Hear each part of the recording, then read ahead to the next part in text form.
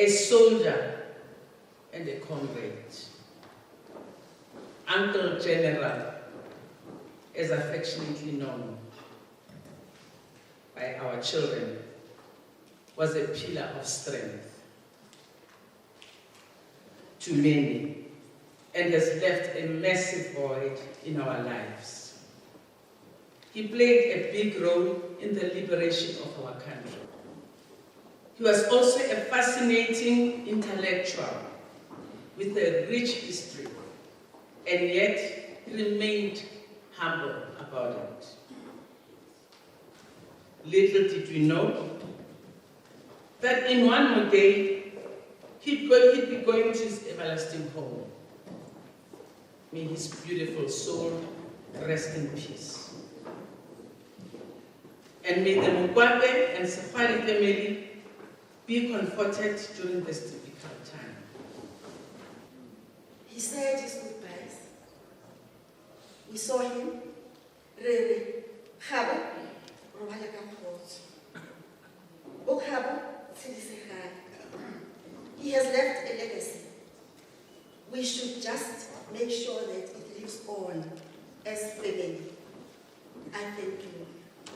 In humble acknowledgement of the Minister of Defence, Chief CSANDF, members of the Defence Council, service chiefs, former chiefs, ombudsman, generals, officers, warrant officers, all ranks, military veterans, family and friends. I'm Jaco van As, retired colonel after 41 years of service in the SANDF and the SANDF. Currently serving as the Secretary General of the Council of Military Veterans.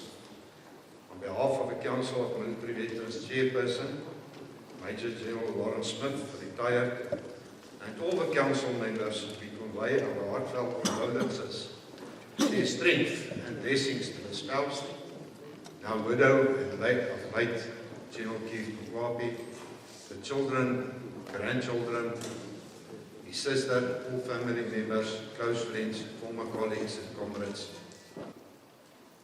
On behalf of the directing staff, or rather I should say the former directing staff, and the learner body of 2006 of the Executive National Security Program, ENSP, the cohort of 1306, comprising of 24 members of the South African National Defence Force, 6 representatives from the South African State Departments, and 6 international fellows. We extend our heartfelt condolences to the Mokoape and the Safari families as we gather here to celebrate the extraordinary life of the late Major General retired Mokoape. Having served alongside him, I think I learned quite a lot in terms of understanding that he who wants to lead must be able to follow. And today, we have got commanders that find it very difficult to lead because they cannot be led. That is the most critical thing that you need to have. Last time I said we need to empower our corporals, because corporals must at least have the way of leading, and they are the first that faces whatever is happening in the defense force. And therefore, General Mokoape had at heart the lives of the most junior, the lowest of them all. And when he is engaging them, he doesn't engage them as a superior. He engages them at a level where they will understand him, not bombarding them with difficult concepts, because it is when you bombard people with difficult concepts that they will lose you, and you will lose the leadership that you are supposed to exercise over them. And therefore, understanding that the corporal is the most important commander within the defense force empowers the defense force.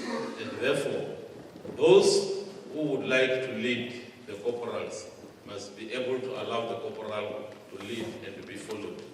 And that is the basics of how we can get our defense force back to where it is. You will agree with me that there is something that one will not miss. And that resonates on what OR once said at the burial of Baba Mapida, where he said, Mangani Moses Mapida. And let me rephrase it because he had put it in a very poetic way, saying that those who have lived with giants knows that Mangani Moses Mapida falls in that category too. So today, as we are here, I say General Keith Mokoape is a giant, that those who have lived with him will know that he has the stature of a giant and a big heart. So to the entire Mokoape and the Sokwani family and all his comrades, all colleagues that worked with him,